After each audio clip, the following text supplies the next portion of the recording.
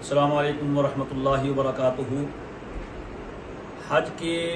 بہت زیادہ فضائل بیان فرمائے گئے ہیں قرآن کریم میں بھی اور احادیث مبارکہ میں بھی، اور اللہ تبارک و تعالی نے جہاں اس کا حکم دیا تو بڑا عجیب محبت بھرا انداز اختیار فرمایا، وَلِلَّهِ عَلَى النَّاسِ حِجُّ الْبَيْتِ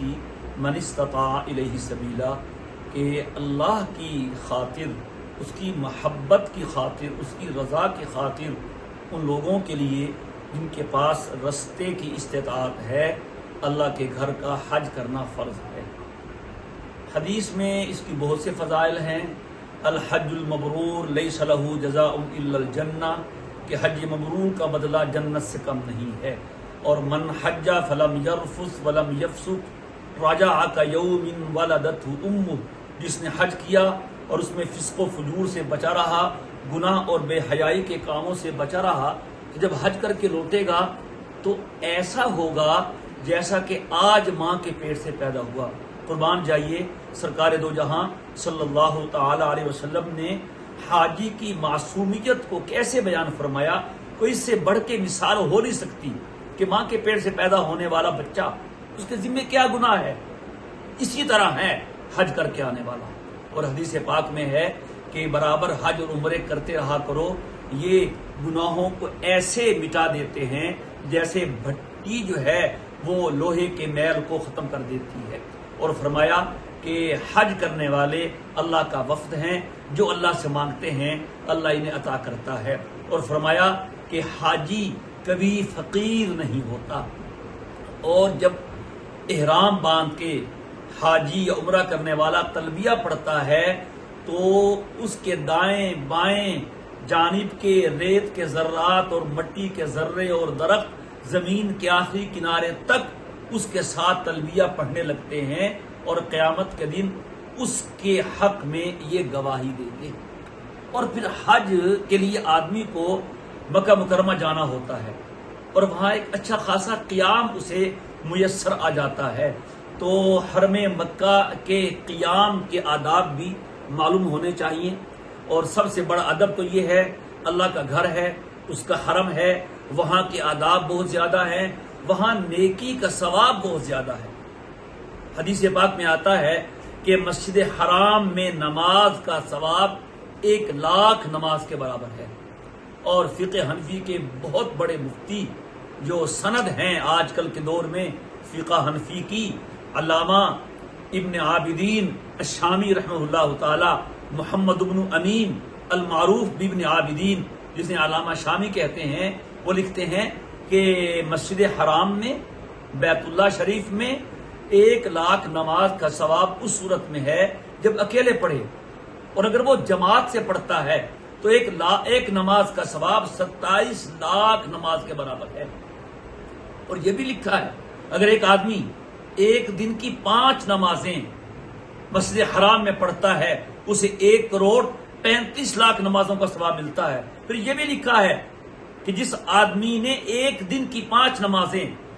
حرم مکہ میں با جماعت پڑھی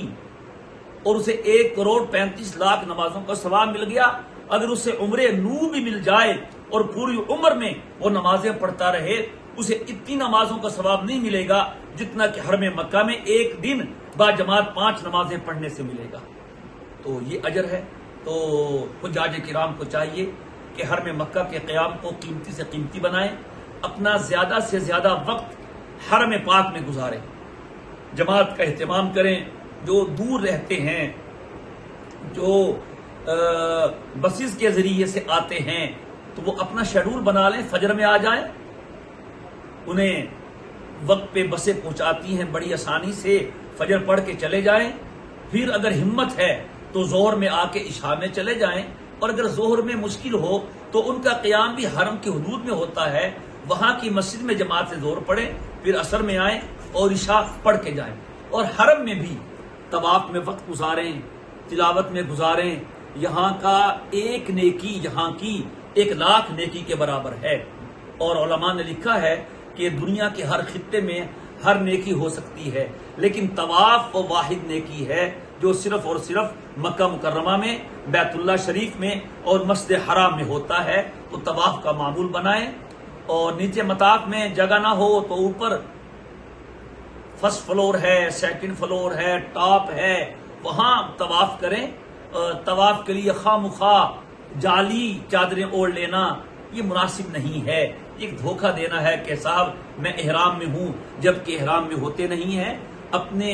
احرام والے حاجیوں کو موقع دینے کی نیت سے آپ مطاف چھوڑ دیں گے تو انشاءاللہ آپ کو اس کا اجر ملے گا، اور ہو سکے تو قرآن کریم یہ ختم کر لیں مسجد حرام میں، بس اپنا وقت تلاوت میں، بیت اللہ شریف کے طواف میں، وہاں عبادات میں گزاریں، اور نہ ہو سکے تو بیت اللہ کی طرف دیکھتے رہیں۔ علماء نے لکھا ہے، بلکہ حدیث سے بھی ثابت ہے کہ 120 رحمتیں اترتی ہیں بیت اللہ پہ، 60 رحمتیں طواف کرنے والوں کو ملتی ہیں، 40 رحمتیں وہاں کے عبادت گزاروں کو ملتی ہیں، اور 20 رحمتیں بیت اللہ کو دیکھنے والوں کو ملتی ہیں۔ تو اس اپنے سفر کو قیمتی بنائے، جتنا بھی قیام و مکہ میں 1 مہینے کا ہو، 2 ہفتے کا ہو، اس میں با جماعت نماز پڑھے، اور یہ عزم کریں کہ انشاءاللہ نماز جماعت سے پڑھنی ہے، خشوع خضوع سے پڑھے، اللہ تعالیٰ سے لو لگائیں تاکہ مکہ جانے کا فائدہ حاصل ہو، اور جب مکہ مکرمہ سے واپسی ہو تو پھر اللہ کی محبت سے دل کو لبریز کر کے واپس اپنے گھروں کو لوٹیں۔ یہ مختصر سے فضائل تھے حج کے اور مکہ مکرمہ کے قیام کے بارے میں کچھ ہدایات تھیں۔ اللہ تعالی ہم سب کو ان فضائل سے اور مکہ مکرمہ کے قیام سے زیادہ فائدہ اٹھانے کی توفیق عطا فرمائے۔ السلام علیکم ورحمۃ اللہ وبرکاتہ۔